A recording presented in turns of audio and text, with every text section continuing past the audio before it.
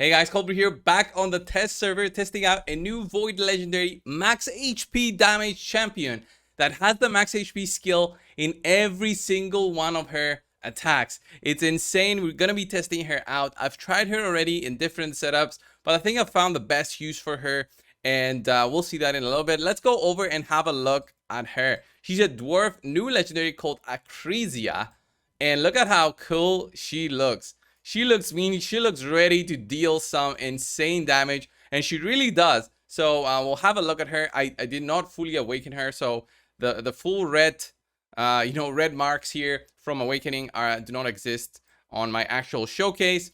So her A1 skill attacks one enemy, 45% chance of placing a 60% decreased defense debuff for 2 turns. The damage of this skill increases by 10% every time this skill is used, stacks up to 100%. So 100% more damage the longer the fight goes, and this skill does damage based on enemy max HP, and attack, but we'll look at that specific passive that she has in a little bit because that changes everything, okay?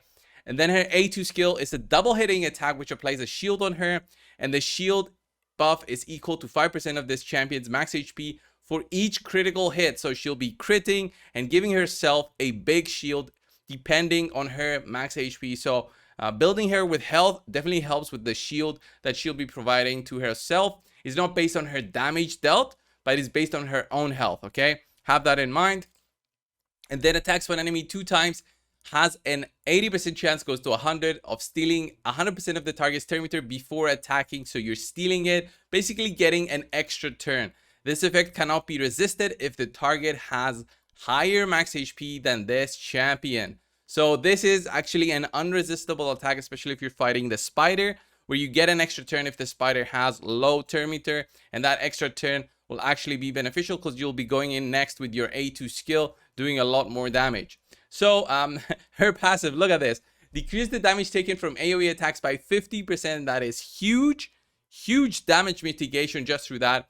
If a target's max HP is more than double this champion's max HP, this champion's attacks will deal damage based on the target's max HP instead of this champion's attack. So what I'm guessing, my understanding of this skill is that every single skill that is based, its damage is based on enemy max HP, and attack will now be enemy max HP, and enemy max HP again because of this passive if you're attacking an enemy with more than double this champion's max HP. So usually all enemies have this unless you're fighting something like Dungeons 15 where enemies have like 80,000 health or something, and or you're fighting the campaign, and that's where your attack multiplier will play a role. So her multipliers basically become all about the enemy's max HP, and she's got a great aura with 19% extra crit rate if you want to build her like that with the lead and giving her less crit rate to accommodate for that. Okay, so let's have a look at what I've done in terms of gearing with her. So I thought about savage and cruel at the beginning, going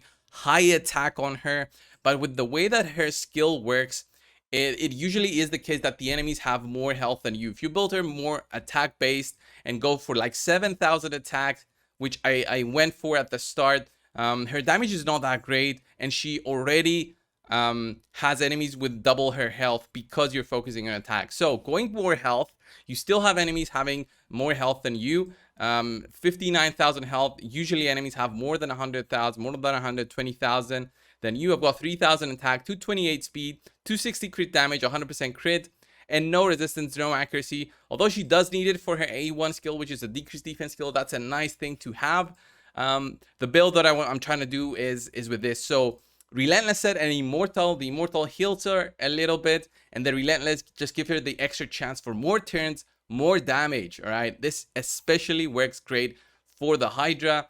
In terms of accessories, I could have gone refresh accessories to refresh her skills, but I did not go for that since those are very RNG heavy. In terms of masteries, I went with War Master here, although you can definitely go with Helm Smasher, and I think I'm going to change her skills a little bit.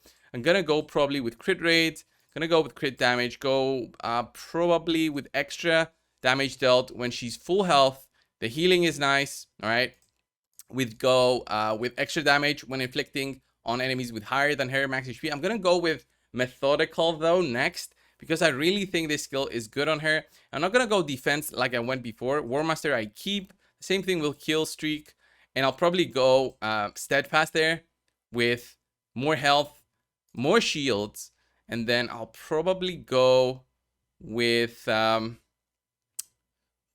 higher shields here, chance to refresh our cooldowns, and then probably I could do this, but this doesn't really proc in high-end dungeons, so dungeons 25, and I'll probably gonna go with the extra chance to apply the defense down, although we don't have the accuracy for that. And then I'll go with Lore of Steel for that extra little bit of health through the Immortal set. And that's a solid build. I think now my stats go a little bit higher to 60,000 health exactly. And yeah, let's go and have a look at her. So remember, we're not really focusing on ignoring the defense of the enemies because we don't have the Savage or the Helm Smasher, but her damage is still very solid. We're looking at Nightmare Campaign right now. And the reason that I think this is very, very solid build is just look at the A1 now.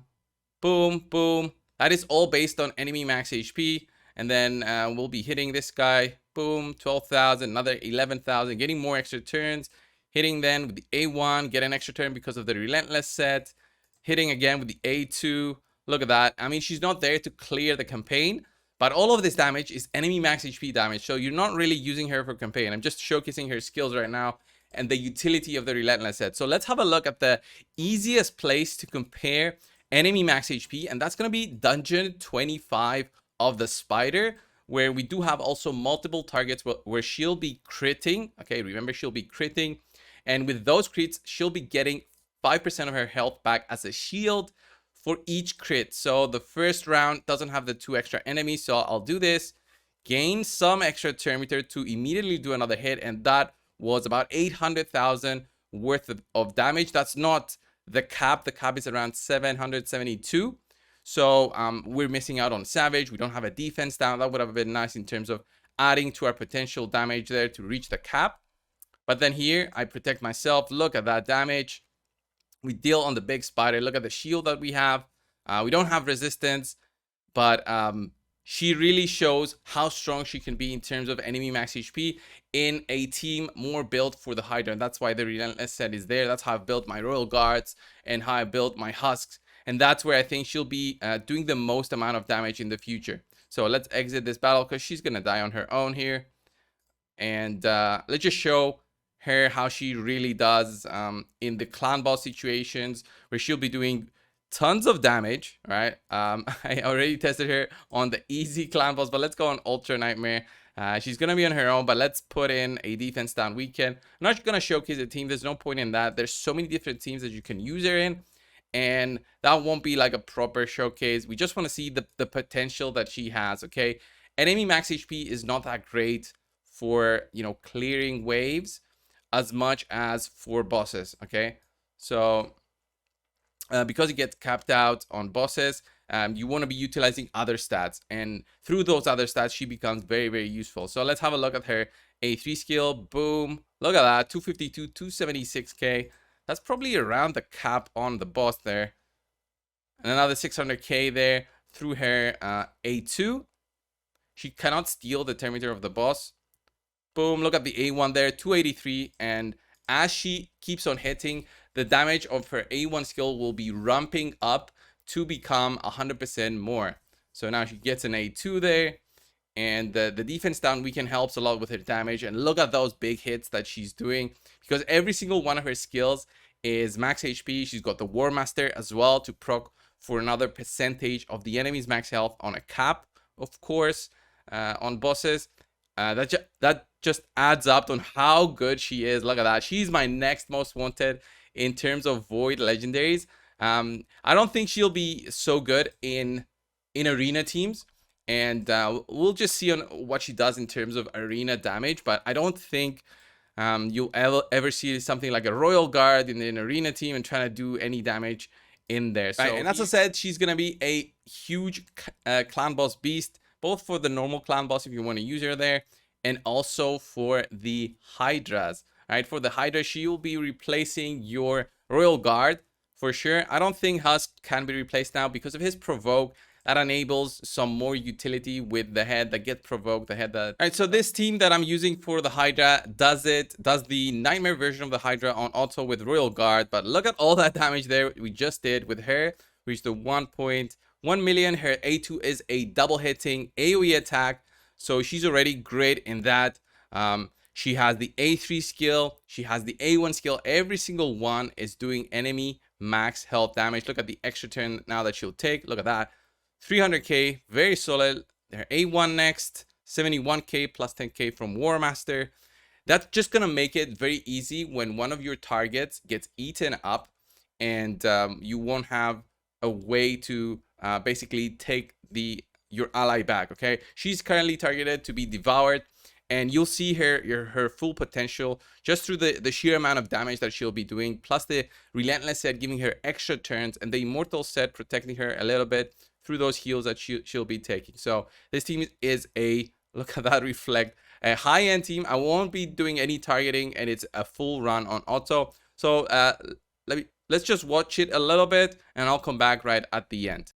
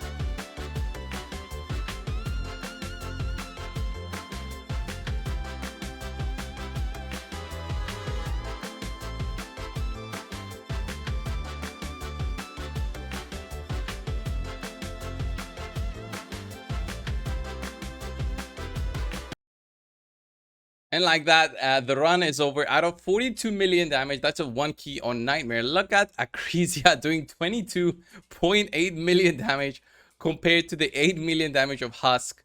That is just pure insanity. The potential of this champion on a more well-built team. I've been moving around gear a lot lately because of the dungeon on the test server. So there it is, Acrizia. Amazing, amazing. And she's definitely in my list of champions that I want to get. Of course, she's not needed to get a 1 key on Hydra, and she'll just be an added champion to use in any of the areas in the game that you might be thinking, okay, maybe she can fit in this team, maybe she can fit in that team. Where else would you use her? Put it down in the comments below, of course, and I'll definitely check it out. Thank you guys for watching. Subscribe if you haven't already. I'll see you in the next one. See ya.